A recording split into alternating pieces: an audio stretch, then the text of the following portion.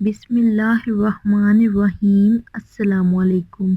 हैडिट media में देखने और सुनने वालों को खुशामदीद कहते हैं और उम्मीद करते हैं आप सब खैरियत से होंगे। प्यारे दोस्तों, आज मैं आपको गरूर और तकब्बुर का अंजाम बताऊंगी। हज़रत उमर रज़ियल्लाहु अन्हा से रवायत है कि रसूलुल्लाह सल्लल्लाहु अलैहि वसल्लम ने अरशाद फरमाया, जो अल्लाह ताला के लिए तवाज़ा और इनकसारी इख्तियार करता है तो अल्लाह ताला इसको बुलंद फरमाते हैं, जिसके नतीजे में वो अपने आप को तो छोटा समझता है लेकिन लोगों की नज़रों में ऊंचा और बुलंद हो जाता है।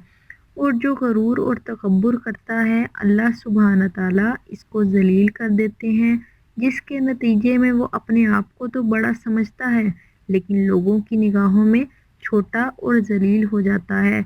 हज़रत जाबिर रज़ियल्लाहु अन्हु नबी सल्लल्लाहु अलैहि वसल्लम से रवायत करते हैं। हज़रत जाबिर रज़ियल्लाहु अन्हा नबी सल्लल्लाहु अलैहि वसल्लम से रवायत करते हैं कि आपने अरशाद फरमाया, क़यामत के रोज़ खुदा कुछ लोगों को चूंटियों की शक्ल में उठाएगा। लोग उन्हें अपने कदमों से रौंदेंगे।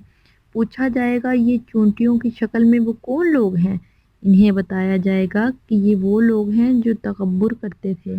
अल्लाह ताला ने कुरान करीम में इरशाद फरमाया, और लोगों से गरूर के साथ अपना रुख ना फेर और ज़मीन पर अकड़ कर मत चल, बेशक अल्लाह हर मुतकब्बिर इतरा कर चलने वाले को नापसंद फरमाता है। हर इंसान को एक दिन मरना ही मरना है। जो लोग गरूर और तकब्बुर करते हैं और मरने के बाद उनका गरूर कहाँ जाता है? अल्लाह पाक हमें इस गुनाह से बचने की तौफीक अता फरमाए। अल्लाह पाक आपका हामी नासिर हो। खुदा हाफिज़।